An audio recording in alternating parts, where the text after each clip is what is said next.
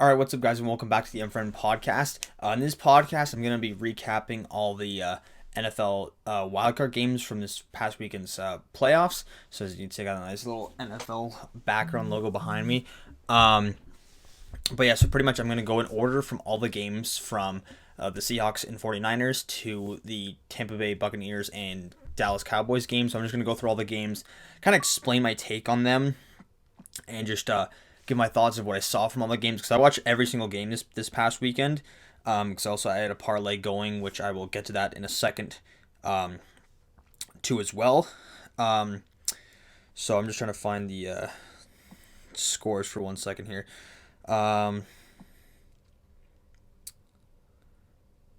Okay, so actually I'll start off by cracking up a Coors Banker right now. So good. Got to restock up soon. So, first off, 49ers 41, Seahawks 23.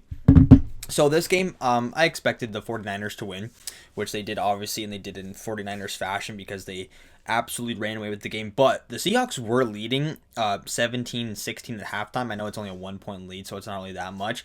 When they kicked the field goal at the last second, but from the first play of the game, I think it was like Christian McCaffrey had like a 67-yard rush, like one of the first few plays of the game, because the 49ers like to do this nice block where Brock Purdy will dish it off to Christian McCaffrey, and then they'll use George Kittle as a blocker on like the left side, and then he'll like block one of the linebackers or whoever else is on that side, and then pretty much allows McCaffrey, because he's so like quick and agile, he could just like juke through guys. And I saw him just went right down the middle, and he finally got tackled by like the 25-yard line, which led to him, I think, getting like a 2-yard like reception or rushing touchdown, I think it was. And then because I was watching this game, because I needed who was it, Elijah Mitchell, to get a touchdown, and he got a 7-yard receiving touchdown, because I needed him to get a touchdown for a parlay I had, and it was on the Score Bet or the Score app. They were saying like, oh, here's a possible touchdown parlay we think might work this wildcard weekend. And it was 5 total guys, but it's either you can use all 3 of these guys, or like pick which ones you want to use in a parlay, or you could do all 5 of them. So I was like, you know what, I'll do all 5. So I had Elijah Mitchell on San Fran. I had Evan Ingram on Jacksonville. I had Dawson Knox on Buffalo, and then I had Isaiah Hodgins on the Giants, and then I had Chris Godwin on the Buccaneers, which he's the only one who didn't hit. So all 4 of mine hit, and the last one didn't. I could have turned $5 and 1,800. So it's a little bit unfortunate, because Tampa Bay was just absolutely garbage in their game last night on Monday. But I will get to that game at the very end of this podcast, because it's the last game I'll talk about. So, and it gets, again, because the reason why this game was a bit of a blowout, because again, no one expected Seattle to even make the playoffs after when they traded Russell Wilson from the Seattle to Broncos.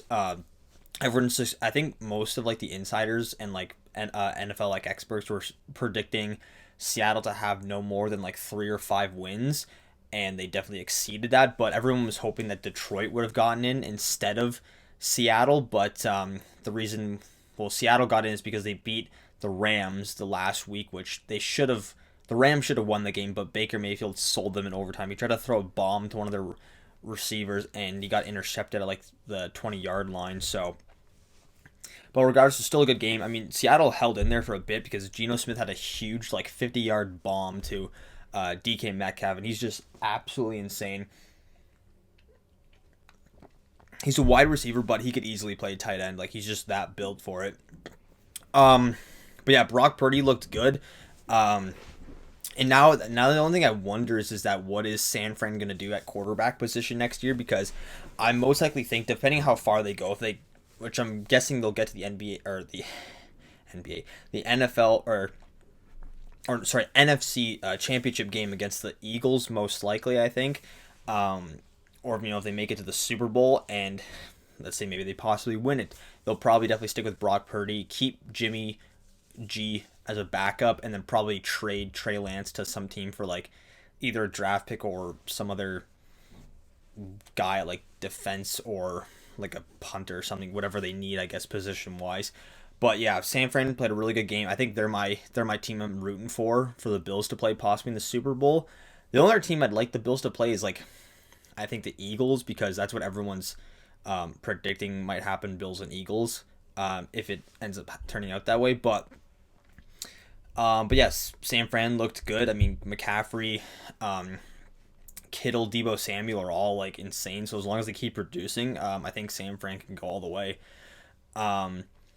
Next game. So Chargers 30, Jaguars 31. So this game I was watching because I didn't really not this was a game where like anyone could have won, and I would have been fine with either or who won, Justin Herbert or Trevor Lawrence at QB, because again they're both really good quarterbacks. I think the better story was Jacksonville winning because of how garbage they were last year, and the fact that they started the season like 4-7 or 3-7, I think it was, and they end up coming back and going on a tear. I remember my dad and we were watching the one game on Sunday where they beat the Ravens like 29-28, I think it was. And I told my dad, I was like, Jacksonville could be like that sneaky team that like gets back into the playoffs, or like they could be that team that just beats a couple people.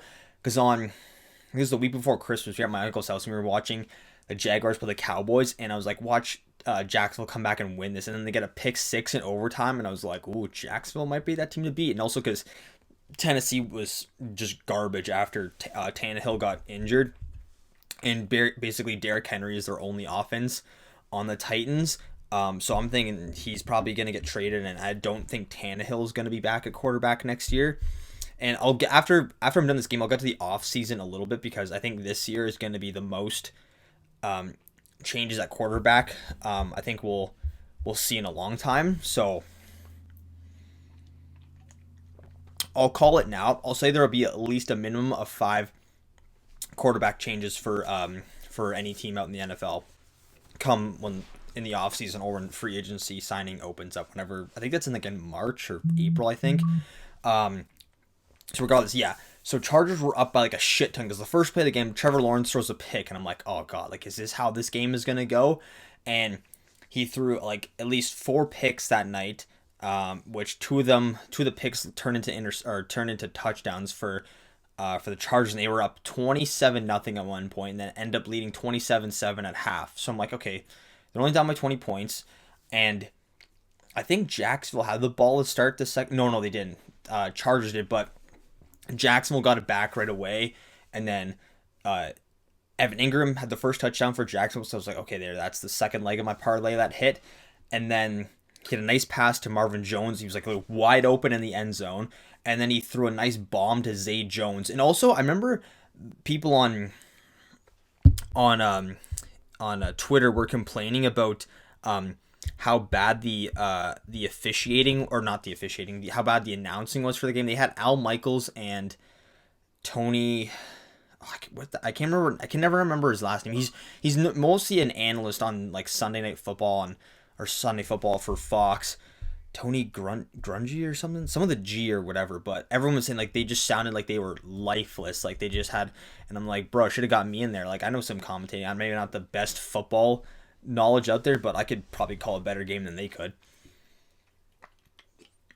So I remember people on Twitter were complaining about that and stuff, but I didn't really notice too much because I was just focused on the plays. And then I had my boy Christian Kirk, one of my fantasy wide receivers. He had the go-ahead touchdown, which I think got them the lead. No, I think it got them, because they were at 20 points, and then they did the 2-point conversion, and then they were all down 28-30, and then they got the ball at like the last. Oh no, because I remember the Chargers had a chance to kick a field goal, and the guy missed it like wide left, and then Jacksonville came back on the field, and then they were on 4th and 1 on like the 30-yard line in the Charger zone. And remember, I think they were planning to do a quarterback sneak, but then Trevor Lawrence just handed off to Travis Etienne, and is their running back, and just ran around for like a 20-yard dash, and then they spiked the ball. And I told my dad, I'm like, yeah, they're gonna do what the Bills did in their comeback win against the Ravens, because Chargers, I don't think had any time. They had one timeout or something left, but I was like, they're gonna just burn the clock and then use their one of their timeouts with 3 seconds left, kick the field goal and win the game, hoping that their guy doesn't miss the field goal. And they kicked it off, and I think the guy just got it inside the right post. So I mean, it was close, but they got the job done. And then I remember seeing on Twitter after that, Trevor Lawrence, after their win, he took a bunch of the players and I think a bunch of his family and friends to Waffle House after, which I thought was pretty funny. So it's like, imagine like me just scoring like the game winning like goal in like overtime for hockey or something, and I'm like, all right boys, let's go to McDonald's, get some Happy Meals to celebrate or something like that. Or like going to IHOP for pancakes or waffles or whatever, but it does sound pretty nice. But yeah, Jacksonville, and I was hoping that I'm actually hoping that they beat the Chiefs this Saturday and Buffalo could play them at home for the AFC Championship. I mean, again, I'm hopping on the Jacksonville bandwagon because again, I don't want to see Patrick Mahomes in the final. Not that I'm like nervous to play the Chiefs, but it's just I always have that feeling of last year when we lost in overtime and we could have had it with, we literally got the go ahead touchdown with 13 seconds left, and then we allowed too many easy passes from the Chiefs to get them in field goal range. I mean, I was also hoping that they would have missed the field goal or we would have blocked it or something, but again, it's regardless because, I mean, again, it doesn't matter too much because the Chiefs didn't even win this past year. So I'm hoping that Buffalo could play Jacksonville in the final, but we'll see, fingers crossed.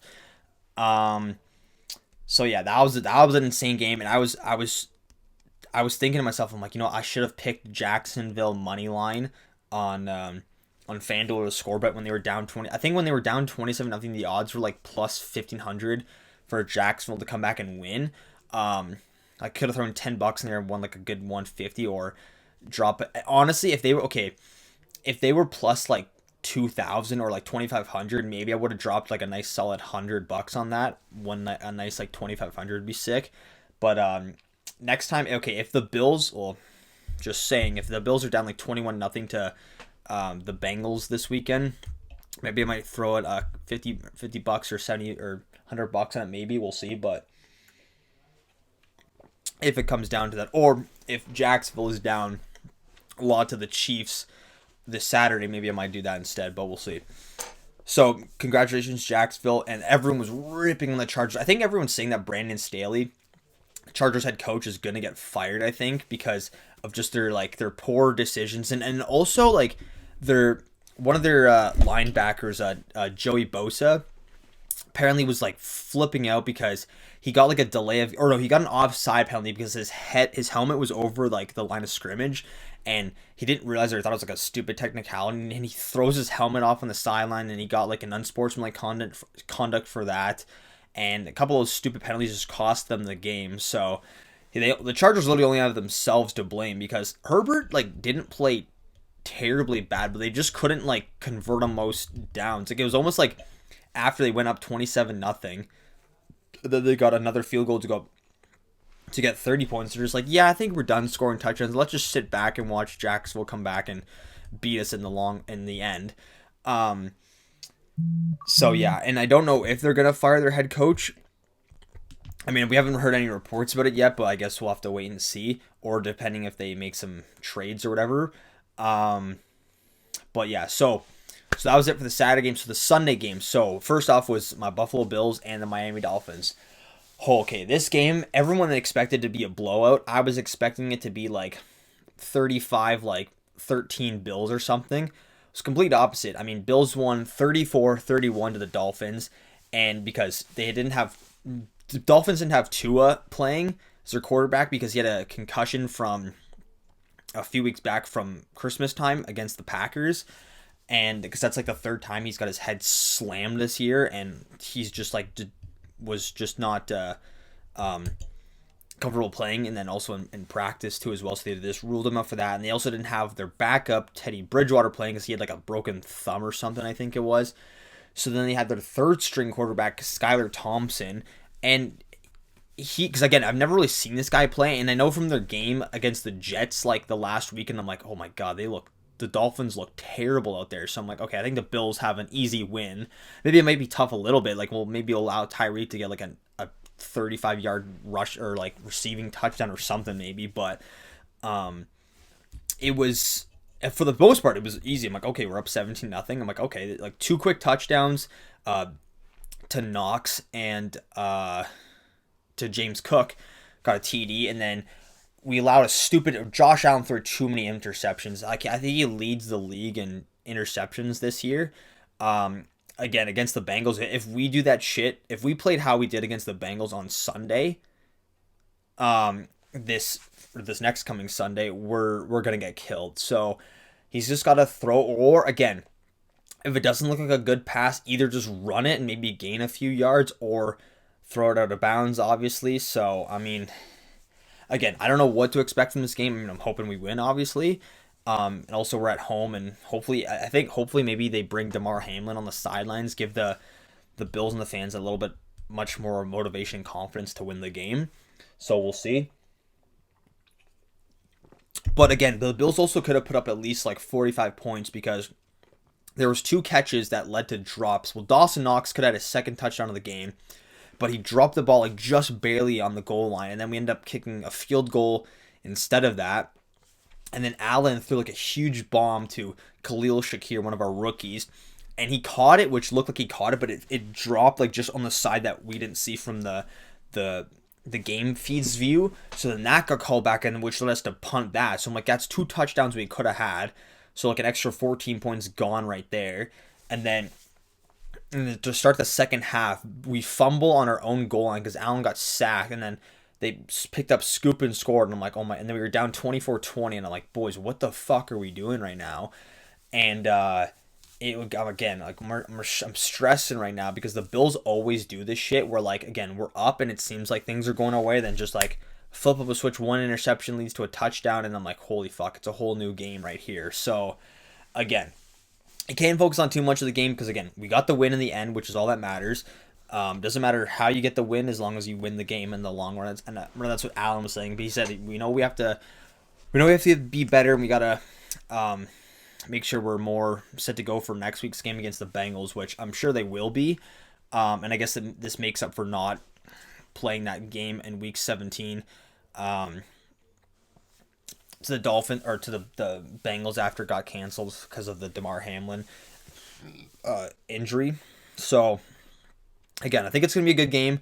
Again, hoping we get the dub, but it's not going to be an easy test, that's for sure.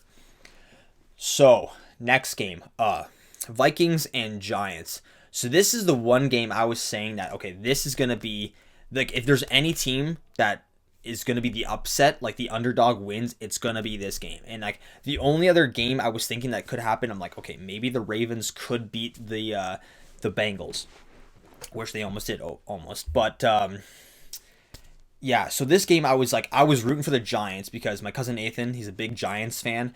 And I was rooting for them also because Minnesota, they're that one, everyone keeps saying this, and I'm not the only one who's saying this, they're that one team that's like in the playoffs, but that like doesn't, I'm not saying the Vikings don't deserve to be in the playoffs, but out of all their games this year, like they've given up so many points, and like, I mean, they've had a lot of comeback wins. Like the game, was it the Christmas Eve game, or it was like the week before where they came back, they were down 33-0 at halftime what was it? They were down 33-0 at halftime to the Colts, who were just absolutely terrible. So how the fuck does that even happen? And they ended up coming back winning 36-33 off a field goal at the last second. So like, again, Minnesota knows how to come back from games, which is like, again, their adversity that they have. But like, they give up so many points because they're the one team that's 13 and 4 that has the worst point differential ever in NFL history. I think they were like minus like 45 for points allowed and points given. Because again, like, they have Justin Jefferson was one of their best receivers. He didn't have a touchdown at all this game. They had got a touchdown. TJ Hawkinson, their tight end, who they got from Detroit in the trade deadline, was their best player that day. He had like 10 receptions for like 129 yards.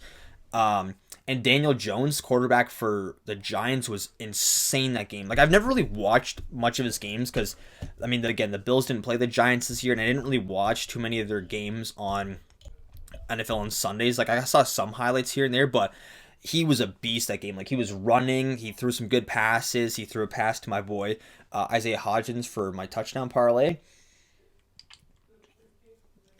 I think they were up like 27 or 21-7 at one point, and then the Vikings came back because Kirk Cousins, everyone knows that he's going to choke in the playoffs, or it's always like everyone always makes the joke where Kirk is like terrible at like primetime games, or because they had the 4:30 game, so it's like, and I said 4:30 games are usually where he's good at, but I guess it was like playoffs 4:30. I guess it was a whole different story. So then it was at like the last play of the game, so they were down 31-21, I think it was, or 31-24, I think was the final score. 31-24. So the Vikings needed to get a touchdown at the last. So it was like a minute 24 left, and all the Giants had to do was just stop them on, and they were on like their own 25-yard line. So it was like fourth and 7 or 4th and 9, whatever it was. So Kirk only threw. I'm like, okay, well, if he's gonna do the shit he did in the Bills game, and it was when it was 4th and 18, like a minute 35 left, and he throws a huge bomb to Jefferson, I'm like, okay, he's gonna do something like that here. But no, he fucking throws like a short 3 or 4 yard pass to Hawkinson, and he literally had to run. He had to run like another 8 yards to get the first down, and then he ends up getting tackled right away because like there was a guy covering him like right in front, and everyone was like, "Yo, what the fuck are you doing?" Like, if I was Kirk, I would just thrown a bomb to Justin Jefferson instead, regardless if he caught it or not, or got an interception, because at least like you would have gotten the first down, and more yardage off that, obviously. But it was just like the Vikings are going to choke. And the Vikings, and again, this is the reason why so many of their games they don't deserve to win, but they end up winning it. So, again, props to the Giants. Like I said, I kept saying from the start, I'm like, if there's going to be one upset team, it's going to be the Giants to upset the Vikings. And the Giants weren't that heavily underdogged. I think they were like plus 145, I think, coming into Sunday's game. And then the Vikings were like minus like 195 or whatever it was. So like it wasn't that lopsided at all. But yeah, good to the Giants. They deserve that win, and I mean, who knows? Maybe they could beat the Eagles next weekend, but I guess we'll have to wait and see. So okay, so next game after that. So what do we got? After it was the night game. Oh yes, So Bengals 24, Ravens 17. So yeah, this game, again, a little bit slow off the start. The Ravens were leading like 10-9 at halftime. And I'm like, the Bengals didn't look that good this game. Again, Joe Burrow, like, I don't think he threw any picks, but just some drops, or like, just some passes that like didn't lead to getting first downs. And I'm like, it's weird. I'm like, this is not the same Bengals that played us like a few weeks back. I mean, we only played like a bit of the first quarter, but like I was like, this is not how the Bengals were like a few weeks ago. And again, the Ravens always put up a tough battle against the Bengals because, again, same division rivals.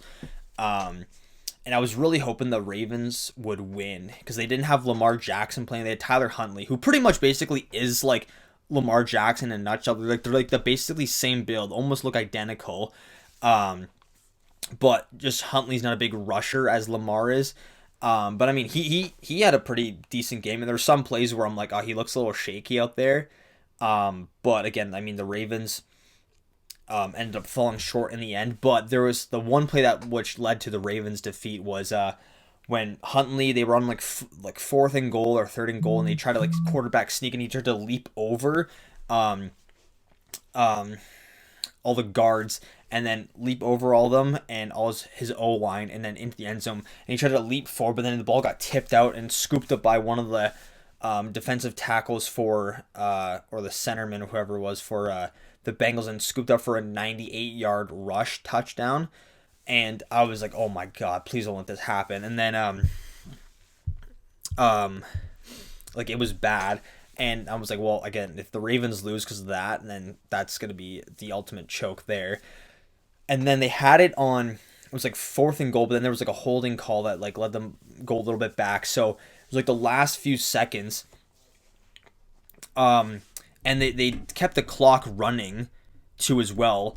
Like they didn't call a timeout or anything. I'm like, you guys are like wasting time here. I'm like, unless if you're trying to throw a bomb at the last second to tie the game, so that way the Bengals don't have a chance to come back down and kick a field goal to win. And maybe that's why they were doing it.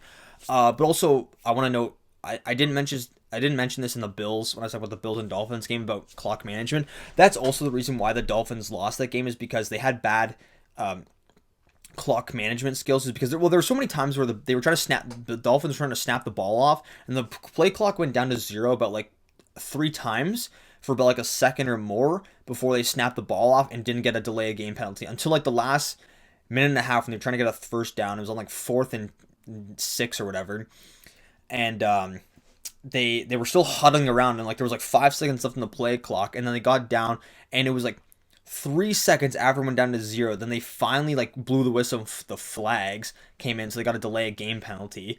And again, that was the Dolphins' own fault. But the last second, Huntley throws a bomb into the end zone, and I think Mark Andrews almost caught it, but it tipped, and then one of their other receivers was right there, and he could have dove for it, but he was already on his knees. And I'm like, oh, bro, it was literally like a 1.5 foot away from him, because he could have caught that, and it would have been tie game if they kicked a field goal to tie it. Or I would have wondered if I was Jim Harbaugh, I would honestly I'd honestly go for the 2 points and try to just win it right there. I mean, that would be a ballsy move if it doesn't work out, but I would go for it honestly. But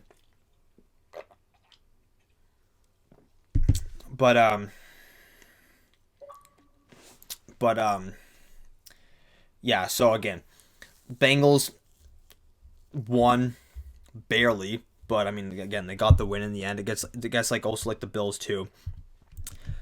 Almost could have lost the game, but again, they got the win in the end. So yeah, it was a bit of a lopsided game, but again, they ended up getting the win in the end. So again, going to be a good game next week against the Bengals. Hopefully we can win and play. But the thing is now that if we play Kansas City in the final, we'll have to play them in Atlanta because of since we didn't play a full 18 weeks now, it'll be at a neutral site. So technically, because we could have gotten in if we would have won against the Bengals because we had the tiebreaker against the Chiefs, so we would have had the first round bye instead of Kansas City if we would have played the full 18 weeks.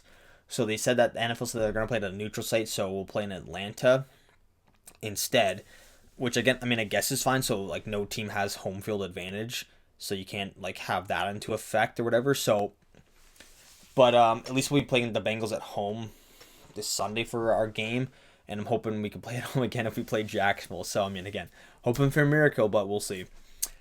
So last game was the Buccaneers and the Cowboys.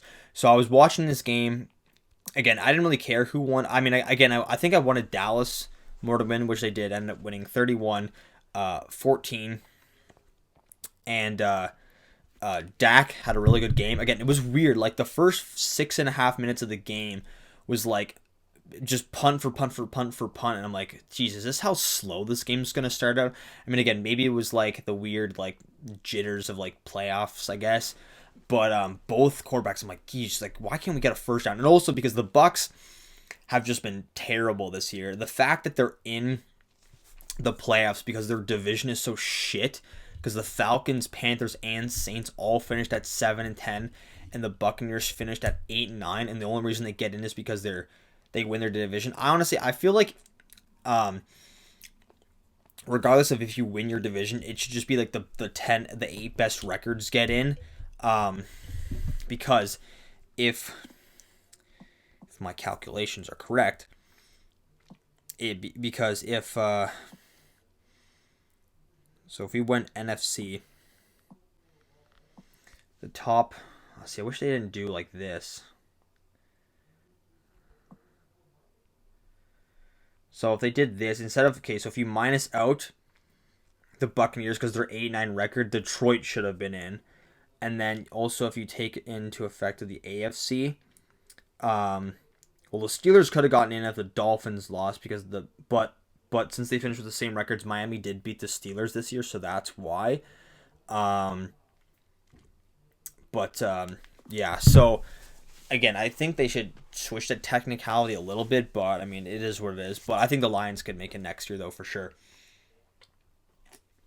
But the Bucks just look so bad, and lately I've been listening to a part of my Take podcast. It's a Barstool Sports affiliate, and I've been listening to their takes on all like the weeks of the NFL, and they just rip on the Buccaneers every time because again they have every too because first couple of weeks they lost like it was like 21-3. They lost to the Panthers, and I'm like, oh my god, they are just garbage. The best the Tampa Bay had looked in the was only their last week's game, which they had to win against the Panthers, or if the Panthers beat them, they would have won the division. They would have been in the playoffs.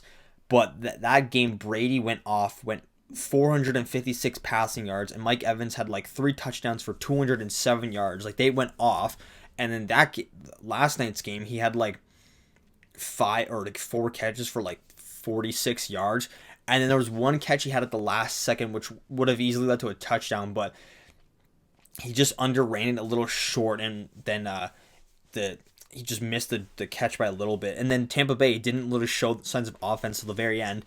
And Godwin, who I needed to get a touchdown, could have got one. Brady had a nice pass to him, and he was like running down the sidelines a little bit, but got pushed out at like the 10-yard line.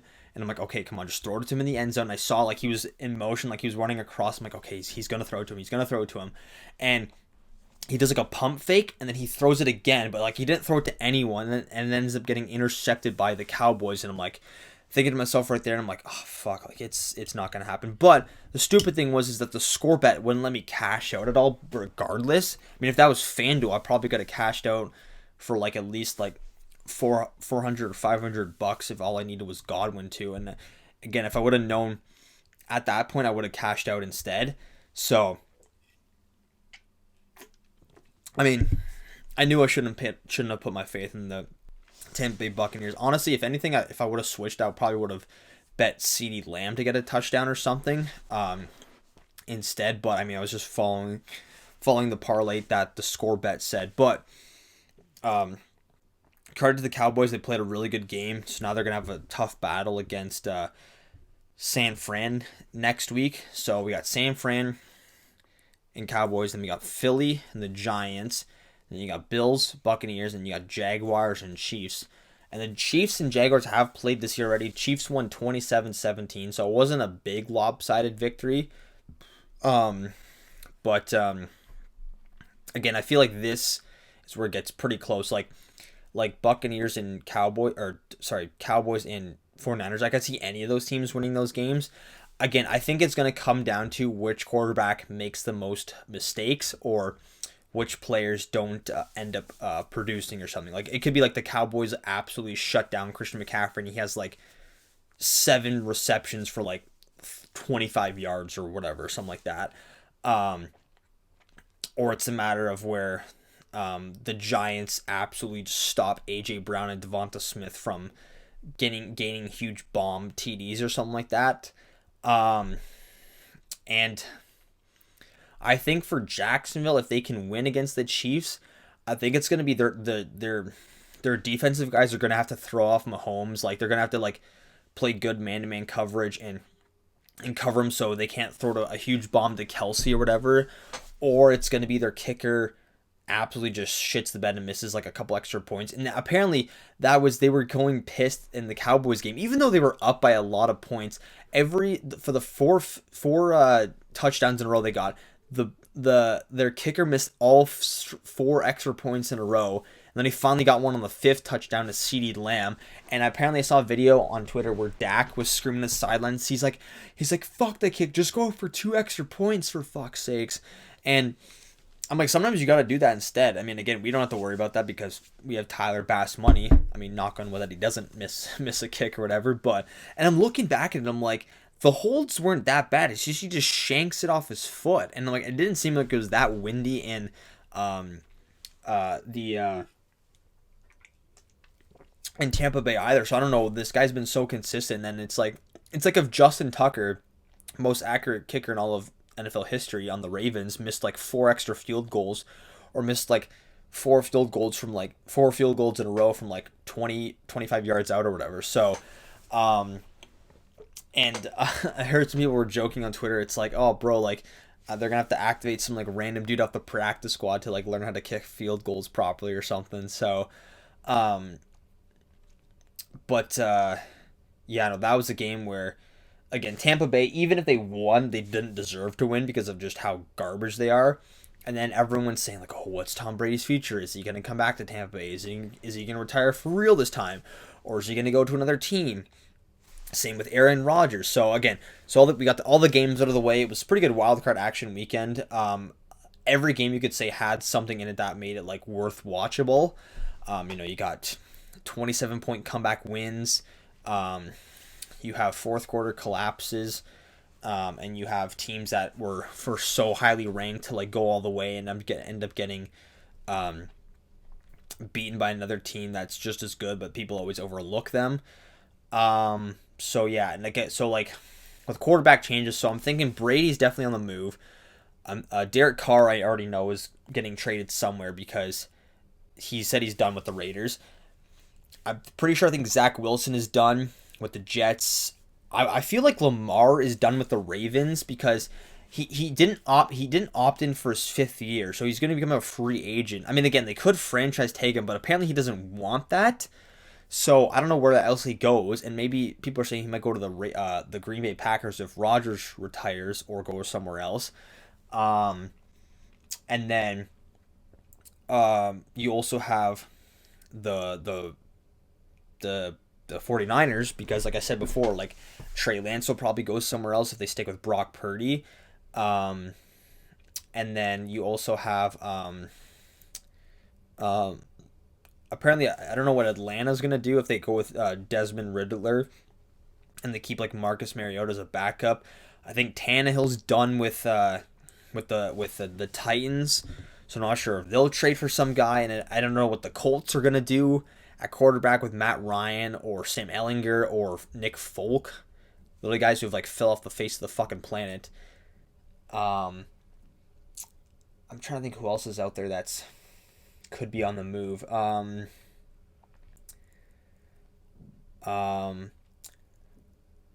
don't know what. I think Pittsburgh's still going to stick with Kenny Pickett. I think the Seahawks will still stick with Geno Smith and Drew Lock as the backup. I definitely think the Broncos will probably stick with Wilson because they gave him all that fucking money because no one else is going to take that shitty contract. The Rams, I don't know what they're going to do, if they're going to stick with Mayfield and keep Stafford as a backup or trade one of them or something. I think Kyler Murray will stay in Arizona, but probably just get a better head coach for him. Let's see, you have also on the NFC. So Eagles definitely stick with Jalen Hurts. Daniel Jones, I definitely think is that guy. Giants will stick with him. Commanders, I don't know. Apparently, well, Carson Wentz should. The reason why the Commanders are not in the playoffs is because Carson Wentz fucked their season up. The reason they were 1-3 to start off this, they were 2-5 to start off the season. With Taylor Heineke, he got them to 7-5 and 1, and then they played Carson Wentz the two last games of the week or of the season, and they fucking lost. So, if I was the Commanders, I think I would stick with Taylor Heineke and get Wentz the fuck out of there. Cowboys, well, obviously sticking with Dak. The Saints, I don't know. I don't know if they're going to stick with Jameis Winston, Jameis Winston and Taysom Hill because he can play quarterback and tight end. I think the Panthers most likely should stick with Sam Darnold. Because again, I don't know who else they would get or who else they're scouting instead. The Bucks, I think, because apparently, everyone's saying that Tom Brady is going to go to the Raiders and Derek Carr is going to go to the Buccaneers. But I don't know if that's any better. I mean, maybe it might be better for the Raiders, I guess. I don't know. But again, if it happens, it happens, sure. But I'm thinking, what else we got? So I think that's the cover of the NFC. Okay. So Vikings, I think they'll stick with Kirk Cousins. Lions, I'm pretty sure they're sticking with Goff. I think after their last season's win against the Packers, I think solidified that Goff's their guy. They just need to get a couple more pieces and they'll be back to a playoff team. Packers, I don't know. Rodgers is either done or they're going to have to find someone else. I think Chicago, if I was Chicago, I would still stick with Justin Fields. I think they just need a few more pieces but they also haven't ruled out that they might still draft the quarterback in the first with their first overall pick. So again, I don't know if this is the end of Justin Fields. I don't think it should be because he's a pretty decent quarterback. He's more of a rusher. He's like a Lamar Jackson. Like he had like at least 4 rushing touchdowns this year for at least like 50 yards or more. So yeah, that's the entire NFC. AFC, so I think Dolphins should still stick with Tua. Patriots will probably most likely stick with Mac Jones. Josh Allen's not going nowhere. Jets probably most likely will get rid of Zach Wilson and maybe stick with Mike White or get some other quarterback out of free agency. The Jaguars, Trevor Lawrence is their guy because he led them back to the playoffs. Colts, I don't know what they're going to do. Maybe go for Derek Carr or someone. Texans, I don't know. I think they'll probably draft a quarterback with their second overall pick. And the Titans, again, I don't know what's going to happen if they're going to go with their 2 backups in their third string they had after Tannehill went out with an injury. Chargers should stick with Justin Herbert. I don't see him going anywhere else. Yeah, Carr's done. Mahomes, he's there forever. Broncos will most likely stick with Wilson. What else? Oh, the NFC. So yeah, Bengals. Yeah, Burrow's not going anywhere. I think Kenny Pickett most likely stays. Well, again, I don't know who else they're going to get instead of him. Ravens, either they keep Lamar or they trade him for someone else. And the Browns, I don't know. They probably might stick with Jacoby Brissett. I don't even know who their fucking backup is. And I'm pretty sure that's every team. I think I've covered. I don't think I'm missing any of their quarterback or team's quarterback. But yeah, this offseason could be interesting. If anything, I'm saying Buffalo does. And again, if any Bills fans are out there watching this, I don't know if this is too much of a long shot, but I think the Bills, if they want to solidify the run game and get a better running back, I'm saying you trade Singletary for either Josh Jacobs on the Raiders or Derrick Henry. And I know that sounds dumb, like, oh, why the fuck did you get rid of Singletary? Again, I don't have a problem with Singletary. I think James Cook has more potential than Singletary because, again, I still think there's more out of Singletary that we haven't seen yet because I'm waiting for one of those, like, and I'm not saying if you're a running back, you have to have at least one game with like a 30-yard rush or something. I mean, he's good at breaking some tackles and getting that extra first down at times, but Derrick Henry's just like that extra brute force that could just power his way through anyone in the absolute best stiff arm in the game. I just feel like he's just being wasted away on the Titans. So, I mean, I don't know. Again, this is all just speculation. This is all just like what I wish could happen. I mean, again, I don't even know what other running backs, free agents are out there.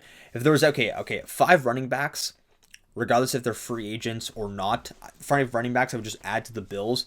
Even if we kept Singletary too as well, just have 3 in the rotation. Derrick Henry, Josh Jacobs, Nick Chubb, Jonathan Taylor, and probably Christian McCaffrey. Those would be 5 running backs I'd take right now. Tight end, I think we're good. I love Knox. He's not going nowhere. Wide receiver, if there was anyone else I would add, I saw that DeAndre Hopkins is most likely getting traded from Arizona. So if I was Buffalo, I'd maybe make a trade for him. I'm trying to think who else is out there that we could possibly get. There was rumors about Bills signing Odell Beckham Jr., but he's not even gonna. It was either that, the Cowboys go back to the Giants, or possibly the 49ers. There's all speculations, but everyone said I don't even think he was cleared to play yet at all. But again, who knows what's going to happen this offseason. I mean, maybe some of my predictions could be right. I have no idea. I think the one that threw me off the most in the offseason last year was when we signed Von Miller, because I was like, yo, what the fuck? Is this actually like real? Like, what's going on here? So, yeah, and if any Bills players that I see like us releasing in the offseason, or like players getting signed to other teams, I'd say we'll probably most likely. I think Tommy Sweeney is probably on his way out. He's basically a he's like another Dawson Knox. Like looks the exact same way as him, just without the curly hair. Isaiah McKenzie's probably gonna go somewhere else. Yeah, I don't know who else. I mean, again, I don't know what the Bills have up their sleeve. Honestly, like I'm going into this offseason expecting the unexpected. Regardless of the Bills and any other team out there, I'm like, if I saw like Derek Carr signs with the Ravens, it would not surprise me because I'm expecting like the craziest shit to happen this year, and I hope it does. I hope it does, honestly. So, what do you have in this podcast right now? What do we at? 45 minutes? I thought I was talking longer than that, honestly, but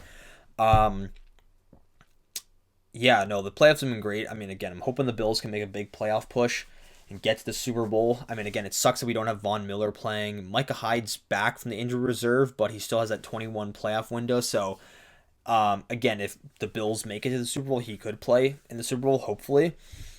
But yeah, no, I think just with the Bills, I think with the DeMar Hamlin situation, and that is he's getting back healthier, and it wasn't life threatening injury.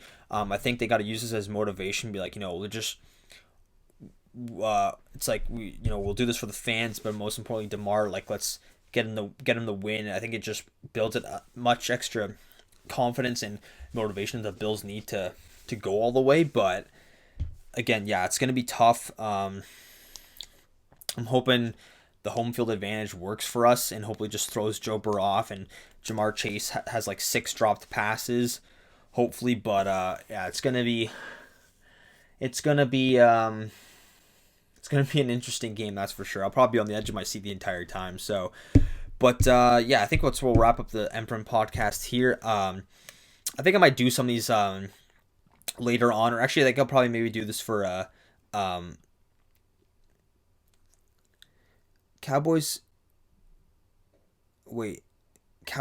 McCarthy team plans to forge ahead with kicker Meyer after 4 missed outing. Wait, what does that mean? Does that mean they plan to sign a new kicker? One day after Brett Mayer became the first player in NFL history missing 4 extra points, Dallas Cowboys head coach Mike McCarthy threw his support behind the embattled kicker. Oh, we're going to forge ahead. As of right now, that's the plan, McCarthy told reporters following their win.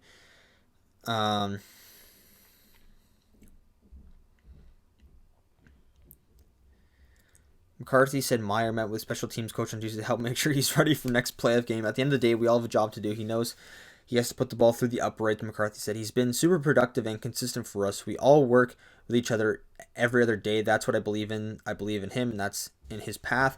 You learn more from your experience where it doesn't go your way as opposed to the success of it, McCarthy continued. Just like our whole football team, we came out of Washington and got punched in the jaw in their last regular season game, and I think I think he definitely has it in him. I mean, I guess that's true. I mean, again, no kicker's going to be absolutely, but again, 4 in a row, like, that's never happened. And again, it's like, Trevor Lawrence throwing 4 picks, and everyone's like, oh, fuck, like, is this the guy? Like, is he done now? But again, they got the win. So, but I feel like if that kicker, if he cost them the game, like let's say those 4 extra points they could have had to like tie the game or something. Again, I think I'd probably be like, if I was the head coach, I'd be like, yeah, this guy fucking cost us the game or whatever. Because sometimes, again, everyone says, oh, defense wins championships, but also sometimes it could come down to the kicker. Like maybe you need to kick a 62-yard field goal to like win the game or tie it. And he just shanks it like wide right and stuff. So again, that's what I'm saying. I'm not gonna make a prediction now, or maybe do the jinx ahead of next weekend's game. If it comes down where the Cowboys have to kick a field goal to either win the game or tie it, and they have that kicker and he misses it, I will not be surprised. So all I'm gonna say there, I'm not jinxing him. Not saying he's gonna lose it, but if it happens, it happens. But anyways, that's gonna do this podcast. I'll probably do one next weekend or probably next Monday or next Tuesday after the next 4 games. Then the week after when we'll have the AFC and NFC championship games. So yeah, I'll do this podcast. I'll do a podcast like this again for next week, covering the divisional round games. So stay tuned for that. Yeah, that's pretty much gonna do for this podcast. I'm probably gonna play some COD or maybe some Madden for the rest of the night, and that'll pretty much wrap it up. So thank you guys for watching the Mfren podcast.